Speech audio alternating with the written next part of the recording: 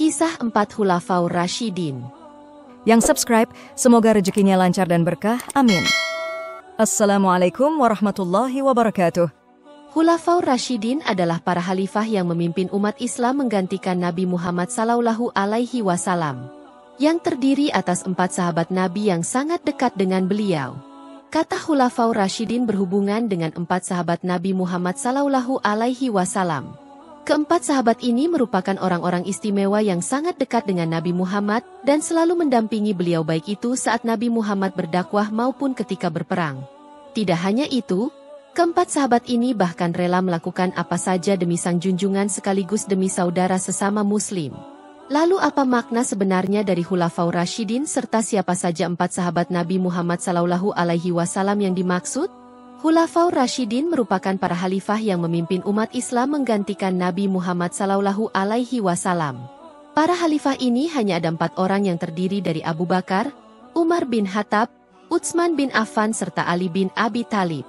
Jika dilihat dari kata yang menyusunnya, Khulafaur Rasyidin terdiri atas 2 kata.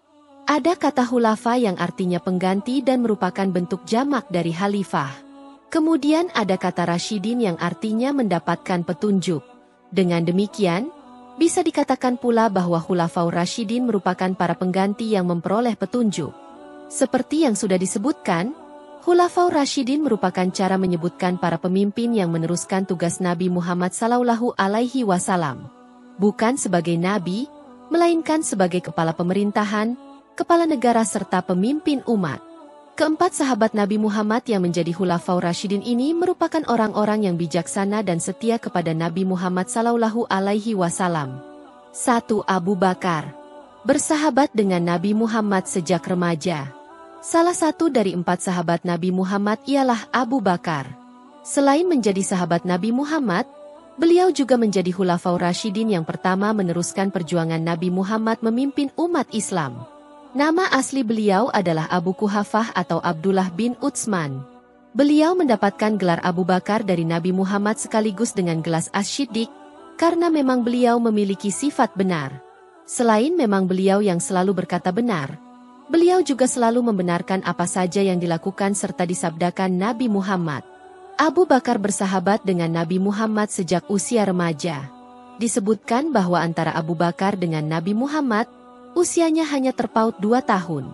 Ketika masih remaja, Abu Bakar sudah terkenal dengan sifat-sifat mulia dan beliau juga termasuk yang pertama masuk Islam atau yang biasa dikenal dengan as-sabiqunal awalun. Selalu setia kepada Nabi Muhammad SAW. Sejak memeluk agama Islam, Abu Bakar selalu setia mendampingi Nabi Muhammad SAW. Beliau tidak hanya menemani Nabi Muhammad dalam berdakwah tetapi juga ikut dalam peperangan serta melindungi Nabi Muhammad SAW. Ketika Nabi Muhammad hijrah, beliau dengan sukarela menemani. Tidak hanya itu, ketika kaum kafir Quraisy memburu beliau berdua, Abu Bakar yang mengkhawatirkan kondisi Nabi Muhammad SAW. Beliau takut kaum kafir mengetahui keberadaan mereka yang ada di dalam gua Sur kemudian membunuh Nabi Muhammad. Kekhawatiran ini membuat beliau menangis yang kemudian ditenangkan oleh Nabi Muhammad sendiri. Terpilih sebagai khalifah. Setelah Nabi Muhammad SAW wafat, kaum Muhajirin dan kaum Ansyar melakukan musyawarah. Dari musyawarah ini, Abu Bakar terpilih sebagai khalifah yang akan mengisi kekosongan pemerintahan. Saat menjadi khalifah, Abu Bakar memerangi kaum yang murtad sekaligus menyebarkan Islam hingga mencapai Hirab, Suriah serta Irak. Tidak hanya memerangi kaum murtad, beliau bahkan juga menumpas nabi palsu. Sebelum wafat, beliau sudah berwasiat agar kepemimpinan digantikan oleh Umar bin Khattab. Beliau kemudian wafat pada usia 63 tahun dan dimakamkan berdampingan dengan makam Nabi Muhammad SAW. 2. Umar bin Khattab. Merupakan orang yang pemberani. Salah satu dari 4 sahabat Nabi Muhammad SAW yang terkenal dengan ketegasan dan keberaniannya adalah Umar bin Khattab. Sebelum masuk Islam, Umar sangat sering menyiksa pengikut Nabi Muhammad bahkan berniat untuk membunuh beliau. Beliau bahkan tega memukul adiknya Fatimah serta suaminya karena keduanya memeluk agama Islam. Namun, setelah insiden ini, Umar justru tersentuh dengan bacaan Al-Quran yang tengah dibaca oleh adiknya itu. Hal ini membuat beliau ingin berjumpa dengan Nabi Muhammad SAW sekaligus untuk masuk Islam. Keislaman Umar disambut sangat gembira oleh kaum muslimin yang saat itu masih sangat sedikit dan menyembunyikan keimanannya. Namun, setelah masuk Islam, Umar justru menyarankan agar Nabi Muhammad melakukan dakwah dengan terang-terangan. Tidak hanya memberikan saran, beliau bahkan membela serta melindungi Nabi Muhammad SAW. Beliau juga turut serta dalam setiap peperangan yang dihadapi oleh sang Nabi. Dan ketika Nabi Muhammad wafat, Umar pula yang menjadi salah satu orang yang paling terpukul dan sedih. Mendampingi Abu Bakar dan menjadi khalifah kedua. Setelah Nabi Muhammad wafat, Abu Bakar yang terpilih menjadi pemimpin umat Islam dan Umar menjadi salah satu penasihatnya. Namun, setelah Abu Bakar juga wafat, Umar yang menggantikan posisi beliau sebagai pemimpin umat Islam. Di bawah kepemimpinan Umar, Islam berkembang dengan sangat pesat. Beliau bahkan mengambil alih Mesopotamia yang merupakan sebagian Persia dari Kekaisaran Sassanid. Tidak hanya itu, beliau juga mengambil Armenia, Afrika Utara, Suriah, Palestina serta Mesir dari Kekaisaran Romawi. Namun beliau dibunuh oleh Abu Lukluk yang membuat beliau wafat saat akan mengimami sholat subuh. 3. Utsman bin Affan, pemilik dua cahaya atau Dzun Nurain. Sahabat Nabi Muhammad SAW selanjutnya ialah Utsman bin Affan yang menjadi khalifah ketiga setelah Umar bin Khattab. Beliau adalah salah satu dari 4 sahabat Nabi Muhammad yang mendapatkan julukan Dzun Nurain yang artinya adalah pemilik dua cahaya. Julukan ini beliau dapatkan karena beliau menikahi 2 orang putri Nabi Muhammad. Pertama adalah Ruqayyah dan kedua adalah Ummi Kultsum. Ruqayyah meninggal dunia pada hari terjadinya Perang Badar pada tahun kedua Hijriah. Utsman bin Affan sangat sedih dengan wafatnya istri tercinta. Namun pada tahun keempat Hijriah kemudian, Nabi Muhammad menikahkan Utsman bin Affan dengan Ummi Kultsum yang merupakan adik Ruqayyah. Utsman bin Affan merupakan saudagar yang kaya raya dan dermawan, jujur serta rendah hati. Beliau juga merupakan golongan As-Sabiqunal Awwalun, yakni golongan orang-orang pertama yang masuk agama Islam. Sejak memeluk agama Islam, beliau selalu setia dengan Nabi Muhammad. Bahkan saat Nabi Muhammad masih hidup, Utsman bin Affan selalu menginfakkan hartanya untuk kepentingan agama Allah Subhanahu wa Ta'ala. Salah satu contohnya adalah saat Perang Tabuk. Kala itu Utsman bin Affan bahkan menyumbang sebanyak 1000 dirham dan nilai ini setara dengan sepertiga kebutuhan perang. Tidak hanya itu, beliau juga menyediakan 10 ekor kuda serta 950 ekor unta.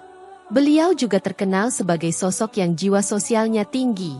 Beliau akan gelisah begitu tahu ada orang yang sedang mengalami kesulitan sedangkan posisi beliau tidak bisa membantu. Di kalangan orang-orang Quraisy sendiri, beliau termasuk yang terkaya. Namun beliau tidak menjadikan kekayaannya sebagai sarana bermaksiat. Justru sebaliknya, beliau sangat suka berdonasi dan membantu orang lain. Menjadi Khulafaur Rasyidin. Setelah khalifah kedua Umar bin Khattab wafat, Utsman bin Affan yang menjadi khalifah. Beliau terus memperjuangkan agama Islam bersama dengan para sahabat yang lain. Beliau pula yang memperluas Masjidil Haram di Mekah serta Masjid Nabawi yang ada di Madinah. Selain itu, pada masa kepemimpinan beliau pula, Al-Quran dikumpulkan dalam satu mushaf. Sebelumnya memang upaya penghimpunan lembaran Al-Quran sudah dilakukan sejak masa pemerintahan Khalifah Abu Bakar.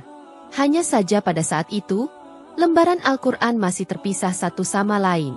Utsman bin Affan kemudian membentuk panitia untuk membukukan Al-Quran dengan menunjuk Zaid bin Sabit sebagai ketuanya. Begitu berjasanya Utsman bin Affan. Namun beliau meninggal dunia akibat terbunuh pada tahun 35 Hijriah. 4. Ali bin Abi Thalib. Saat masih muda. Kisah mengenai 4 sahabat Nabi Muhammad SAW selalu ditutup dengan kisah Ali bin Abi Thalib yang menjadi Khulafaur Rasyidin terakhir. Beliau masih merupakan sepupu Nabi Muhammad sendiri karena ayah beliau, yakni Abi Thalib adalah paman Nabi Muhammad SAW. Nama asli Ali bin Abi Thalib adalah Haidar. Beliau lahir di Makkah sekitar 10 tahun sebelum Nabi Muhammad diangkat menjadi utusan Allah Subhanahu wa Ta'ala. Sejak lahir, Ali bin Abi Thalib memang diasuh oleh Nabi Muhammad dan beliau juga yang memberikan nama Ali. Ketika Nabi Muhammad menjadi rasul, Ali adalah salah satu orang-orang pertama yang mempercayai beliau atau as-sabiqunal awwalun.